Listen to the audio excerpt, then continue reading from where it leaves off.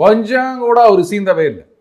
கரூர் சம்பவத்துக்கு முன்னாடியே பார்த்தீங்கன்னா தமிழிசை சவுந்தரராஜன் அவர்கள்லேருந்து நிறைய பேர் இவங்க வரணும் வரணும் வரணும் வரணும்னு பேசியிருந்தாங்க.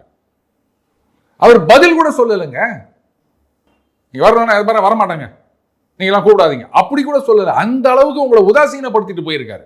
இல்லை, அவங்க வெக்கமே இல்லாமல் திரும்பவும் போயிட்டு இருக்கிறாங்க. என்ன சொல்ல முடியும்? அண்ணாமலை இருந்தால் போயிருக்க மாட்டாரு. அதைத்தான். அப்போ இதுக்கு மேலே என்ன சொல்கிறீங்க நீங்கள்? இப்படி போய் விழுந்தா நாளைக்கு அவர் என்ன சொல்லாரு? ரைட்டுங்க, ஏதோ நீங்கள் கேட்குறீங்க, திமுக அகற்றணும், அந்த குறிக்கோளில் நீங்களும் ஒன்றா இருக்கீங்க, சரி அதிமுக நீங்கள் ஒரு 70 சீட் எடுத்துக்கோங்க, பாஜக நீங்கள் ஒரு 4 சீட்டு வச்சுக்கோங்க. இல்லை பாஜக வேணாம்ப்பா, அதான் மதச்சார்பற்ற கூட்டணின்னு சொல்ல முடியாது, அதில் பாஜக நீங்கள் வெளில போயிருங்க, திமுக ஆகட்டணும், அதானே உங்கள் நோக்கம்.